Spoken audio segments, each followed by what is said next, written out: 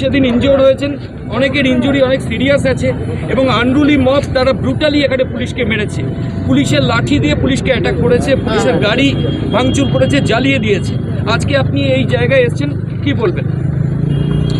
আমরা এই সেই দিনকার ইনসিডেন্ট যেটা আছে ওটা আমরা দেখতে এসেছি, প্লাস আরও কিছুদিন আগে আমরা আমাদের রিভিউ হয়, যে উইকলি রিভিউ হয়, ওই রিভিউতে আমরা ইনস্ট্রাকশন দিয়েছিলাম দ্যাট এখানে কিছু থানা যে স্যাংশন হয়েছে এই থানাগুলো যাতে চালু হয়, অ্যান্ড একটা পার্মানেন্ট পুলিশ লাইনের জন্য এখানে ল্যান্ডের জন্য আমরা ডিএম সাউথ 24 পরগনাকে লিখেছি। ওই ল্যান্ডের কতটা ফার্দার প্রসেস হলো সেগুলোও দেখতে এসেছি। ইনসিডেন্টে ওটা খারাপই ইনসিডেন্ট হয়েছে, যেটা অফিশিয়ালি আমরা আগেই জানিয়ে দিয়েছিলাম দ্যাট মিটিংয়ের পারমিশন নেই অ্যান্ড যাতে কোনো মোবিলাইজেশন না হয়। তারপরেই মোবিলাইজেশন হলো। শিয়ালদা থেকে একটা মিছিল রামলীলা ময়দানে গিয়েছিল, সেটাও পারমিশন ছিল না, কিন্তু যেহেতু লোক জমা হয়েছিল ওই মিছিলটা হয়েছে। তারপরে এখানে বাসন্তী হাইওয়ের উপর কিছু লোক আসছিল, পুলিশ ওদেরকে আটকে দিয়েছে, ওখানেও পুলিশের উপর স্টোন পেন্টিং হলো, সেটা পুলিশ হালকা ফোর্স ইউজ করে ডিসপাস করে দিয়েছিল। এইখানে যেটা ইনসিডেন্ট হয়েছে, আমাদের টিম এখানে যারা ডিউটি করছিলেন ওনারা মানে ওদের সঙ্গে কিছু ছেলেদের এখানে তর্কাতর্কি হয়েছে, স্কাফলিং হয়েছে, দুজনকে পুলিশ ডিটেন করেছিল।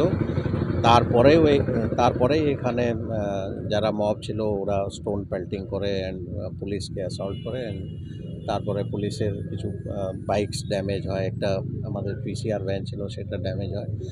তো এই ইনসিডেন্টের আমরা অনেক এভিডেন্স আমরা পেয়েছি। ওই বেসিসে এখনও অবধি 19 পারসনস ওদেরকে অ্যারেস্ট করা হয়েছে, অ্যান্ড আরও এখনই যেটা আমাদের অফিসার বলছে আরও ফুটেজ আমরা পেয়েছি।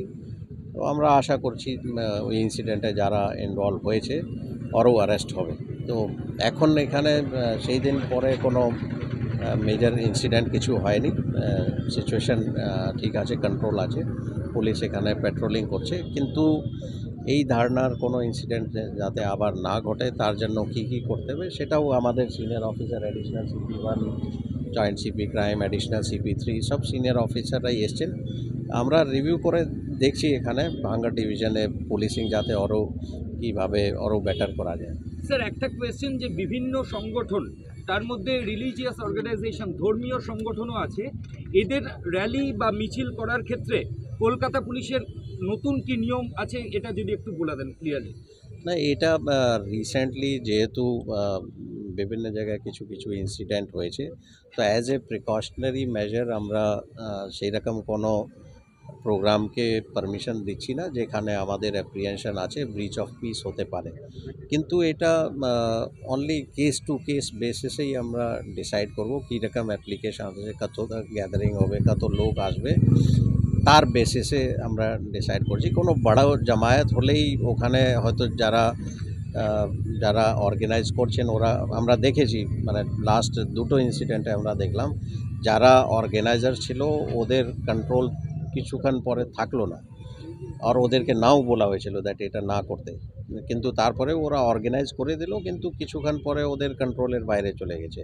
তো সেটা আবার যাতে রিপিট না হয় সেই জন্য এই প্রিকশনারি মেজার আমরা নিয়েছি ফর দ্য টাইমিং। কিন্তু এটা টাইম টু টাইম রিভিউ হবে, অ্যান্ড পরে যদি পারমিশন যদি পারমিট করে দেন।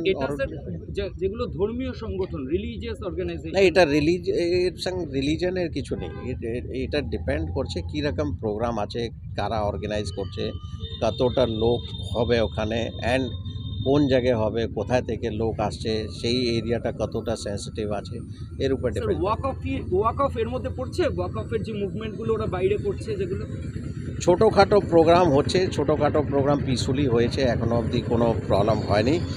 বড় জামায়াত যদি হয় তাহলে আমাদের অ্যাপ্রিসিয়েশন নিশ্চয়ই থাকবে, সেটা যে কোনো মানে ওয়াকফ রিলেটেডও হতে পারে বা অন্য কোনো কারণেও হতে পারে। তো এটা কেস টু কেস কিন্তু আমরা ডিসাইড করব কোনটা পারমিশন দেওয়া হবে, কোনটা ডিসাইড। মানে স্যার, বড় জমায়েতের ক্ষেত্রে কেস টু কেস দেখে আপনারা অনুমতি দেবেন, সব দেবেন না, তাই তো? স্যার,